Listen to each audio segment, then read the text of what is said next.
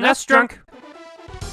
Anytime I get burnt out on other games on this channel, I usually turn to old sports games. They're kind of my guilty pleasure. I still occasionally play stuff like NCAA basketball and the original Madden from 1992. So far I've done videos on every Super Nintendo basketball, baseball, hockey, football, boxing, golf, and soccer game, but I thought it might be useful to highlight one game from each sport that people may not know about. In other words, yes, this is an obnoxious clickbait hidden gems video, but it's hidden gems for sports games, a topic that I don't think too many people have given much thought. Which is too bad because there's stuff out there like NBA Give and Go made by Konami. This is an arcade port of the game Run and Gun, utilizing the same camera angle and the same style of sprite work, but with an NBA license, so you can finally realize your dream of playing as Clippers legends Lloyd Vaught and Tony Massenberg. Seriously though, this game maintains that arcade-style immediacy. There's not a lot of nuance or strategy here, and while it may not be in the same league as NBA Jam, it represents a different kind of arcade basketball. Plus the announcer here is great. Even better is that this game can support up to 4 players with the options of playing 1-on-1, 2 versus the computer, 2-on-1, or 2-on-2. This game is a great time, and the cartridge can be found in the wild for pretty cheap, so definitely check this one out. For baseball, my go-to is obviously Ken Griffey Jr. Presents Major League Baseball, but one game that's really grown on me over the years is Dynamic Stadium, a Super Famicom game that never left Japan. This is a great-looking game featuring close-ups of close plays, which is a really nice touch, but the best part is the defense, believe it or not. When a player makes contact, there's a moment where the camera shifts and you're able to move your defense into position to catch the ball while still on the main pitcher-batter perspective. And being someone that's played a gazillion baseball games over the years, it is so nice to be able to get a jump on the ball like this, and it really goes a long way in separating this game from all the other baseball games out there. Dynamic Stadium does a great job providing arcade-style baseball gameplay with player-friendly fielding, and that's really a rare combination for the time. Also, this is another game that can support up to 4 players, allowing the option to play 1-on-1, 2-on-1, or 2-on-2.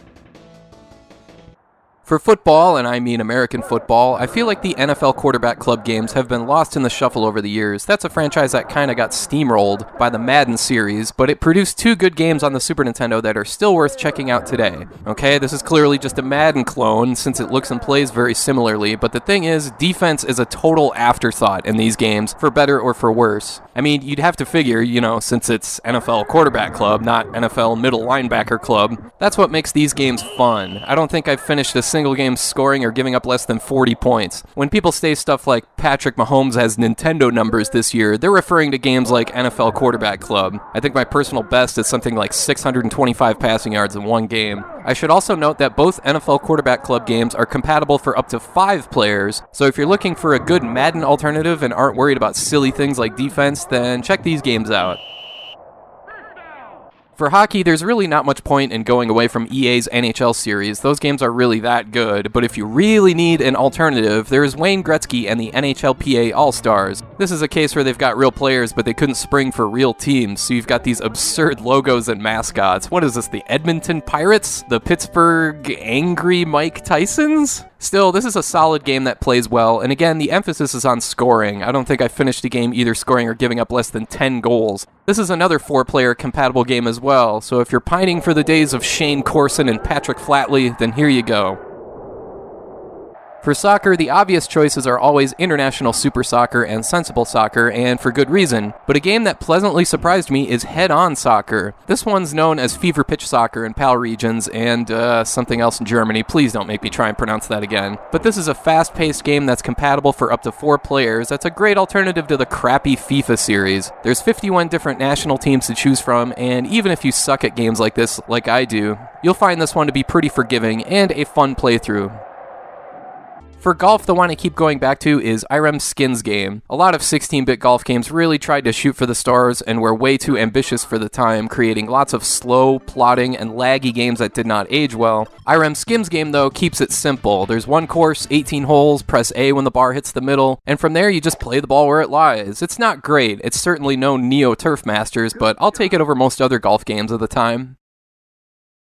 For boxing, I always thought Boxing Legends of the Ring was pretty good. You've got real boxers here from all different eras of boxing. The game certainly looks great, but this is the kind of game where you gotta fail over and over before you get any good at it. What hooked me here was the career mode you can play through, and you gotta love that your health meter is represented by the guy's expression, which makes this look like the boxing equivalent of Doom. I also appreciate the strategy here. You don't just mash buttons, you gotta set up punches the right way. And sure, the right way is kinda wonky, but still, I like this one, and I'd recommend it if you want a boxing game and you're burnt out on Super Punch-Out! Finally, for racing games, there's the obvious stuff like F-Zero, Top Gear, and Super Mario Kart, but there's a game that never left Japan called Battle Racers, developed by Banpresto, featuring Ultraman, Kamen Rider, Gundam, and Fighter Roar. This is kinda like if you combined the F-Zero aesthetic with Mario Kart's combat, featuring all sorts of weapons and power-ups, complete with a power meter, where if you take too much damage, it's game over. This is an easy pick-up-and-play racing game that's well worth checking out, especially if you're looking for something similar to Mario Kart. Alright, I want to thank you for watching, and I hope you have a great rest of your day.